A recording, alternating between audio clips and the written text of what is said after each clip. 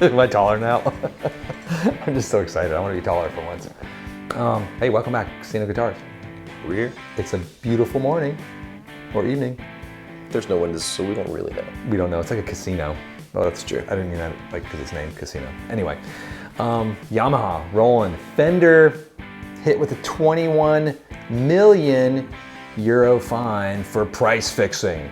This is also going to Tillman Music and the guitar shop, I think, over there. GAC got hit by it earlier this year. It's a common thing that happens in the European markets. Now, so when you hear price fixing, everyone freaks out. Oh my God, like everyone's colluding to, this is how sort of, Sounds very nefarious. Like, oh my God, what are they doing? It's nefarious, right? Nefarious, I don't know. Nefarious is like a safari. Whatever. Nefarious. No, so all of us in the United States of America like sort of understand this thing called MAP. So it's minimum advertised pricing.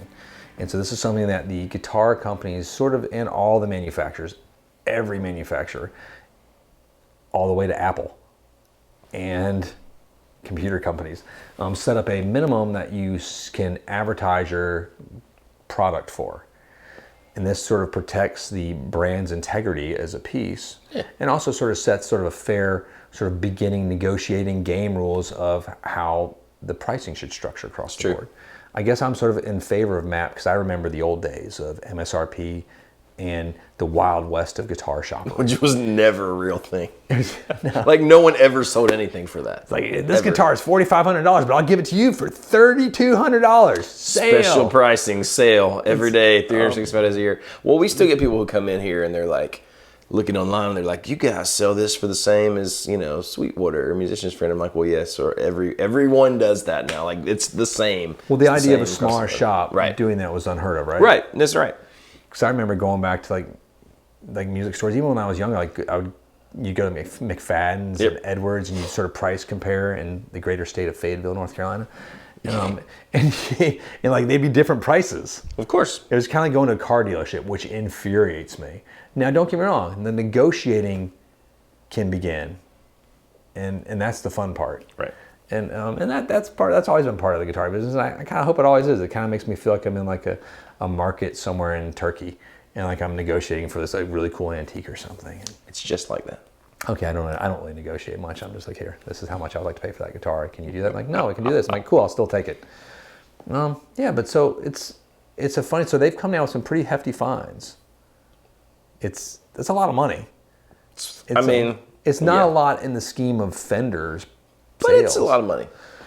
It's and like so I started looking into researching like European guitar sales and just sort of seeing what their thoughts from the shop's perspective was, because it's so different than ours. It is. And if you're watching this and you're over to Anderton's or you're a Peach or something, like comment back and be like, hey, yeah, this stuff's bonk. This is a little bit crazy. Or let us know what you think. Or maybe you don't think it is. Maybe it's not. You know, it's as far as like what the I think it's called the CMA, Competitive Market Bureau. Let me look that up again. Hold up. I had it all written down here. Not to be It is the CMA. There you Competition and Markets Authority. The Competition and Markets Authority. There you go. That's this group, this board. It sounds very nefarious. Nefarious. When I say that. Nefarious. You're right. I just wanted to say it again. Nefarious is strange sounding. I don't know why. The Competition and Markets Authority. They go. Authority. Their whole idea is that they want to get the lowest prices to the consumer, and we appreciate that too, and we're all about that. Margins in the guitar business are not what a lot of people think. They're very small. This is not clothing. This is not alcohol. This is not. I was going to say food, but food margins are even lower. It's not a thing. So they're trying to get lowest, but there's a catch to this, I think.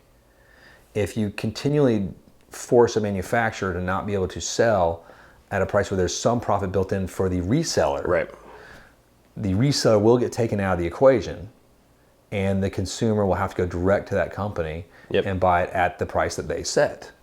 And there's brands that have done this entirely. Sure. And man, maybe that's okay if like you're not interested in having a resale, or the brands can pull out that market entirely. Yeah. And we remember back in the glory days of the 60s, the heyday, Fender. Tough to get a Fender in the UK, right? Right, like, you know, who was the first guy that got the red Fender? Was it from the Animals? maybe so. If you notice, they comment that, and I think that's what it was like the, oh my gosh, everyone, there's a Fender. Because once Fender and Voxes sort of like got paired together, it was like that's the magic equation. Hold on, Fenders and Marshalls and Fenders and everything. I'm sorry, getting excited. Yeah, what do you think? What do you think about this whole shenanigans? I just think it's a strange thing, man. It's an odd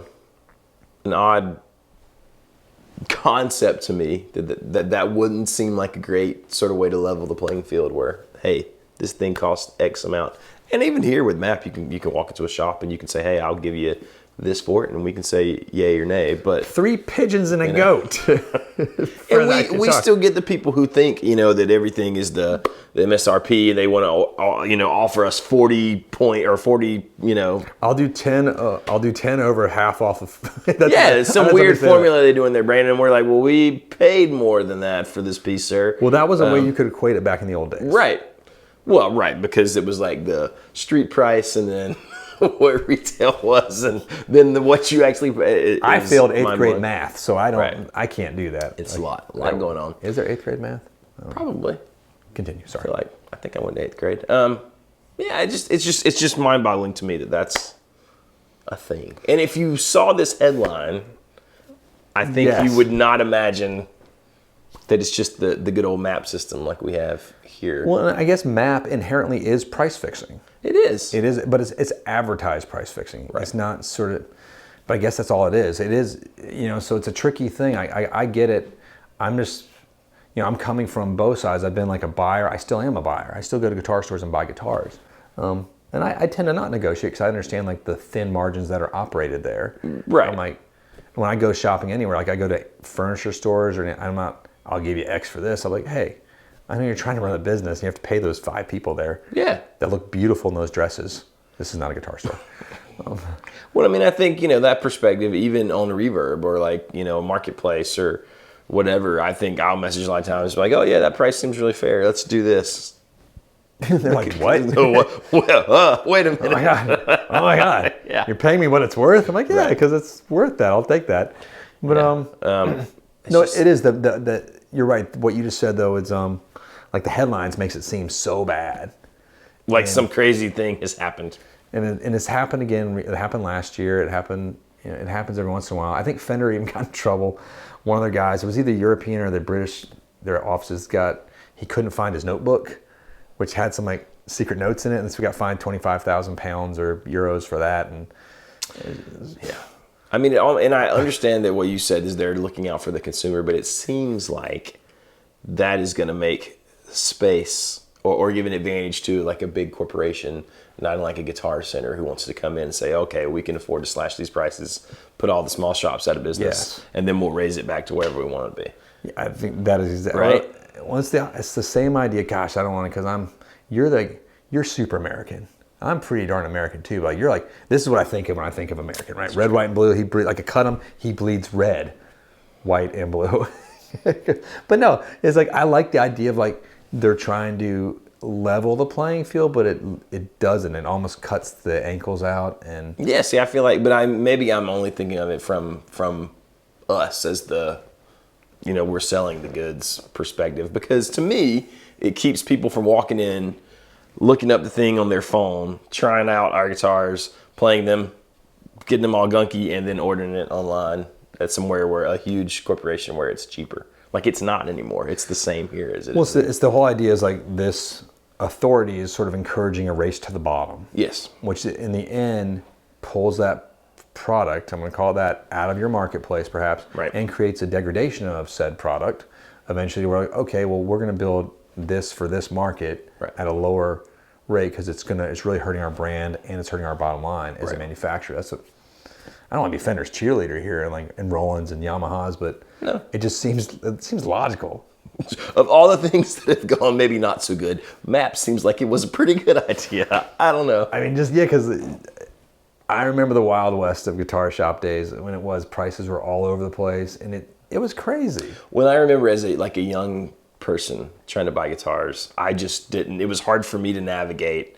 So what is the real value of this thing? Because you'd go in and you'd see that, you know, the retail price, and then today only, you know, the suggested, yeah, it inflates. Or maybe Fender and Roland and Yamaha should be state-owned companies. Nope. Just like they shouldn't be private companies. The guitar shop shouldn't be private companies anymore. Maybe they should be part of the state. And so you can cut out any of the advertising, which is fine. You can cut out a lot of the build quality and professionalism, perhaps, just to get the prices at a lower point.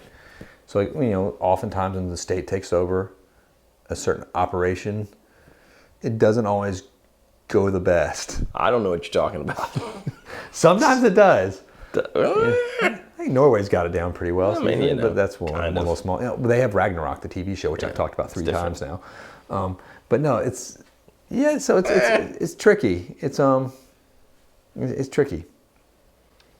Yeah, so I don't know. Is it tricky? Okay, that's not. It's crazy. It's crazy over there. I'm just trying to. It's not tricky. What I was trying to get to is, if you haven't seen American Ultra on Netflix right now with Kristen Stewart and Jesse Eisenberg, just watch that. It's a great cleanser for all the other crap that's just getting released right now. I'm not going to say the major motion pictures that just came out on HBO Max. That's a little bit underwhelming. Not saying names. We were all just talking about it earlier. We were super excited and just disappointed. But American Ultra, a great movie from about 4 or 5, 6, say, I don't know, many years ago. However many. It's like Born Identity, but funny. Yeah. Yeah, that's it. That's my movie talk for the day. Don't worry, we'll have a podcast coming soon where if you hate that part of when I talk about it, you can skip that entirely and just watch the podcast. Just hear. You don't have to watch. Listen. Yeah, just listen. I mean, just listen to us talk about movies. I don't ever just listen to podcasts, so that's a foreign concept to me. I do. But no, I always have them. I like to see them. Like in the car with you guys. Well, yeah. Speaking of which, we're doing that this Saturday again. Road trip. 7-hour road trip with 5 guys in a Subaru. It's going to be fun. We're going to the Carolina Guitar Show up in Asheville. Come see us. I believe, yeah, come see us. If you're thinking about going, you want to hang out with us some too, we're going to be there. We're wandering around. It's very exciting. Looking at guitars. We're bringing our compatriot Larry Rochelle, our French friend. He is an expert of French foods, the French fries, the French bread, and the French pizza. Don't forget French dressing. French dressing. French dressing. He is very cultured, and we're excited to have a road trip with him in the van as well. Does anyone like French dressing? No, it's disgusting. Yeah, it is. It's disgusting. Ranch is good on everything. French dressing can go be thrown. It's true. That's it. I'm done. Let us know your thoughts. Let us know what you think about MAP. Is it a horrible idea? Is it a great idea? Do you prefer the old way, where you just walk in and you have no idea what things cost, and so you just throw a number out? I mean, it could be kind of fun. It'd be fun. It's like I'm going to the carnival. I'll pay. But Sean just went to a concert and paid what, $20 for a drink? I love that. It's hilarious. I believe it was a White Claw. He said, That sucker. We're nothing if we're not basic here at Casino Guitars. Anyways, let us know what you think. Hit like and subscribe if you have not already. Make sure to click that bell so you see all the videos in the future. Thanks for hanging out with us. We'll see you next time.